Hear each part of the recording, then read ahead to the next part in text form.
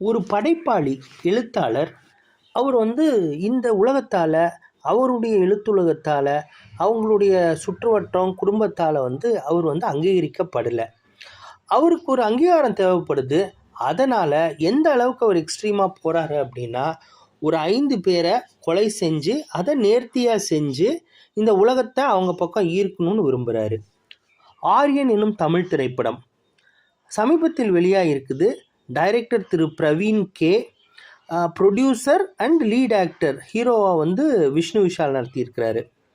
JR divine plus நேயர்களுக்கு அன்பு காலை வணக்கம்.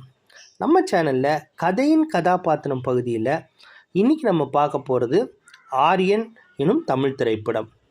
இதில் வழக்கமான ஒரு ஃபிலிம் ரிவ்யூ, அதை பற்றியான விமர்சனங்கள், அந்த மாதிரி விஷயங்களை நீங்கள் எதிர்பார்த்தீங்க அப்படின்னா இது அதுக்கு உண்டான களம் கிடையாது.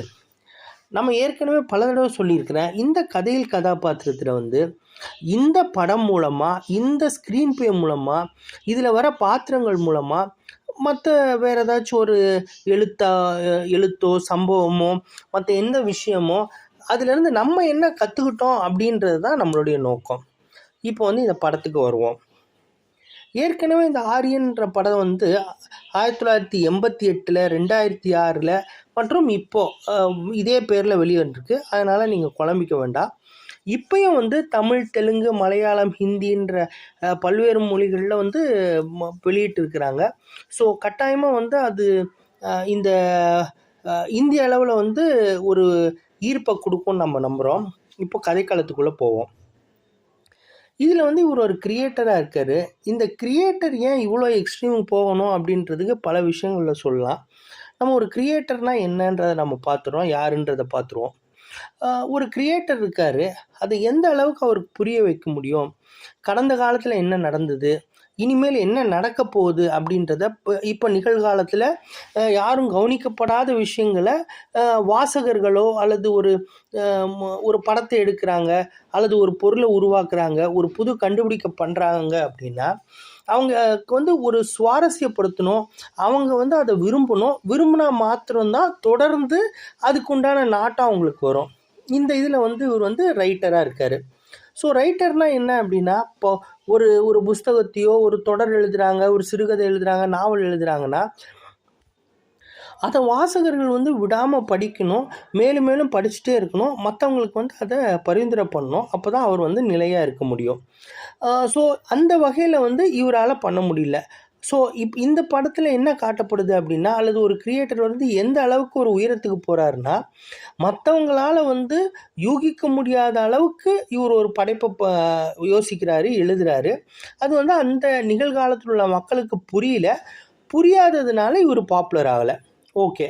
ஸோ அப்படின்னா நீங்கள் என்ன தான் பண்ணுறீங்க, உங்களுக்கு என்ன தான் வேணும் அப்படின்ற ரசிகர்களை பண்ணணுன்னா, இவங்களுக்கு என்ன தேவைப்படுதுன்னா, ஏதாவது ஒரு காசிப் தேவைப்படுது, ஏதாவது ஒரு சென்சேஷனல் நியூஸு, அது மற்றவங்களை புண்படுத்தும்படியோ அல்லது மற்றவங்களுடைய தனிப்பட்ட விஷயங்களுக்குள்ளேயோ போகும் அப்படின்னா எல்லாரும் விரும்புகிறாங்க. இவர் அதை தாண்டி யாருமே கவனிக்காத மக்களை பார்க்கணும் அப்படின்னு இவர் நினைக்கிறாரு. ஸோ யாருமே கவனிக்காத மக்களை இவர் பார்க்கணும் அப்படின்னா அவங்கெல்லாம் யார்? நம்ம உதாரணத்துக்கு எடுத்துக்கலாம், சோஷியல் சர்வீஸ் பண்ணுறவங்க, நல்லவங்க, உலகத்தில் நல்லவங்க, அவங்கள பற்றி யாராச்சும் நம்ம பேசுகிறோமா? போலீஸ் மற்றும் எசென்ஷியல் சர்வீஸில் இருக்கிறவங்க, காவல்துறை தெரியும், மிலிட்ரி தெரியும், எசென்ஷியல் சர்வீஸ்னால் டாக்டரு, இந்த மாதிரி பல பேர் இருக்கிறாங்க. அவங்களோட தியாகத்தை ஒரு குறிப்பிட்ட ஒரு கட்டத்தில் நம்ம பேசுகிறோம், அதை பற்றி பண்ணுறோம். நம்ம அதை தாண்டி அதுக்கப்புறம் அவங்கள யாருன்னு கூட நம்மளால் ஞாபகம் வச்சுக்க முடியல. உதாரணத்துக்கு கொரோனா காலகட்டத்தில் எடுத்துப்போம். சென்னையில் ஒரு பகுதியில், இது நான் உடனே எனக்கு இந்த படத்தை இந்த ஒரு பாயிண்ட் கேட்கும்போது உடனே அந்த டாக்டரை பற்றி தான் ஞாபகம் வந்தது. நான் அவருடைய கதையை ரொம்ப சிலாகத்து நான் ஃபாலோ பண்ணேன் நான். பட் எனக்கே டக்குன்னு வரும்போது அவரோட பேர் எனக்கு வரல. ஸோ இங்கேயும் நான் பேர் வராததுனால நான் நான் அதை கண்டுபிடிச்சிட்டேன். இருந்தாலும் நான் சொல்ல விரும்பல, நீங்களே தேடுங்க, நீங்களே உங்களுக்கு கிடைச்சிது அப்படின்னா நீங்கள் இதில் பதிவிடுங்க. அந்த டாக்டர் என்ன பண்ணுறாரு, சோஷியல் சர்வீஸாக எல்லாத்துக்கும் ஒரு நல்ல முறையில் பண்ணுறாரு. வீக்லி ஒரு ஆப்ரேஷன் வந்து ஃப்ரீயாக பண்ணுறாரு. கொரோனாவில் வந்து ஆரம்ப கட்டத்திலேயே அவர் அதை கண்டுபிடிச்சி அவர் வந்து அதை மக்களுக்கு வந்து ஒரு பிரயோஜனமாக பண்ணுறாரு. அவரே வந்து கொரோனாவால் பாதிக்கப்படுறாரு. அவர் ஒரு கட்டத்துக்கு மேலே இறந்தும் போகிறாரு. எந்த மக்களுக்காக அவர் பாடுபட்டாரோ அந்த மக்களே என்ன பண்ணாங்கன்னா, இவரை வந்து அந்த குறிப்பிட்ட இடத்துல வந்து புதைக்கக்கூடாது அப்படின்றதுக்காக ஆர்ப்பாட்டம் பண்ணாங்க. நடு இடத்துல அவங்களுடைய குடும்பமும் மற்ற எல்லாருமே சேர்ந்து கைவிடப்பட்டாங்க. கடைசியில் ஏதோ ஒரு இடத்துல போய் அவர் அடக்கம் பண்ணப்பட்டார். இது எவ்வளோ பெரிய வலி மிகுந்த விஷயம், யோசிச்சு பாருங்களேன்.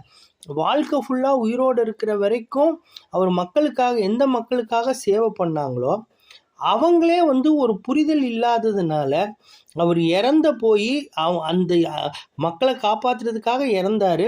இறந்ததுனால அவர் பாதிக்கப்பட்டு அவங்க குடும்பமும் பாதிக்கப்பட்டு அவங்களோட உற்றார் உறவினர்கள் எல்லாமே பாதிக்கப்பட்டு கடைசியில் ஏதோ ஒரு இடத்துல போய் அடக்கம் பண்ணாங்க.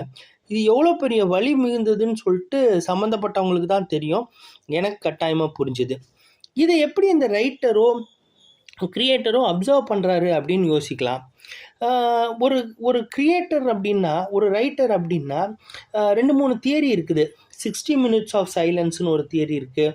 10,000 ஹவர்ஸ் ஆஃப் எனிதிங்னு ஒரு தியரி இருக்குது.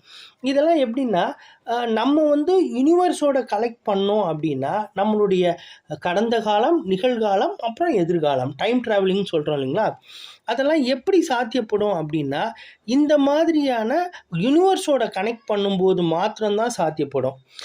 இதில் எப்படி நம்ம யூனிவர்ஸோட கனெக்ட் பண்ணுறது? உதாரணத்துக்கு இந்த கதாபாத்திரம் எடுத்துட்டோன்னா, அவர் இறந்துடுறாரு. இறந்ததுக்கு அப்புறமா ஒரு 5 நாளைக்கு உண்டான என்ன நடக்குமோ அந்த கொலையை வந்து அவர் நேர்த்தியாக பண்ணுறாரு. அதுக்குண்டான ஹோம்ஒர்க் அவர் எப்படி பண்ணுறாருனா, ஏறக்குறைய 10லேருந்து 12 ஆண்டு காலமாக ஒரு ஸ்க்ரீன் பிளே மாதிரி ஒரு புஸ்தகத்தை எழுதுறாரு. அதில் உள்ள கதாபாத்திரங்களெல்லாம் யார் அப்படின்னா லைவாக இருக்கிறவங்க. பட் அதை எப்படி கையாண்ட விதம், ஏன் அவங்கள போய் நல்லவங்களை சாவடிக்கிறாங்க, அந்த மாதிரி விமர்சனத்துக்கு வந்து நான் உள்ளுக்குள்ளே போக விரும்பலை. ஆனால் ஏறக்குறைய 12 வருஷத்தில் எப்படியெல்லாம் இது அன்சர்டனிட்டி இருக்குமோ அதெல்லாம் சர்டனிட்டியாக மாற்றுறாரு. அதாவது எதிர்பாராத விஷயத்தை கோர்வையாக நடக்கும்படியாக பண்ணுறாரு. இந்த விமர்சனம் தாண்டி வந்து இதில் உள்ள ஆழத்தை வந்து நீங்கள் புரிஞ்சுப்பீங்கன்னு நான் நம்புகிறேன். உங்களுக்கு தெரிஞ்ச எசென்ஷியல் சர்வீஸ், போலீஸ் ஆஃபீஸர்ஸ் அந்த மாதிரி இருக்கும் பட்சத்தில் அவங்களுக்கு ஒரு அங்கீகாரம் கொடுக்கணுன்னா இந்த கமெண்ட்ஸில் பதிவிடுங்க. இதில் இந்த ஹீரோ கேரக்டர் வந்து ஏறக்குறைய 4 நாள் வந்து கண்டினியூஸாக தூங்காமல் வேலை பார்த்துட்ருப்பார். இந்த மாதிரி நம்மளை சுற்றிலையும் நிறையா பேர் நமக்காக கண்ணுக்கு தெரியாமல் உழைச்சிட்ருக்குறாங்க. அவங்களுக்கு அங்கீகாரம் கொடுப்போம்.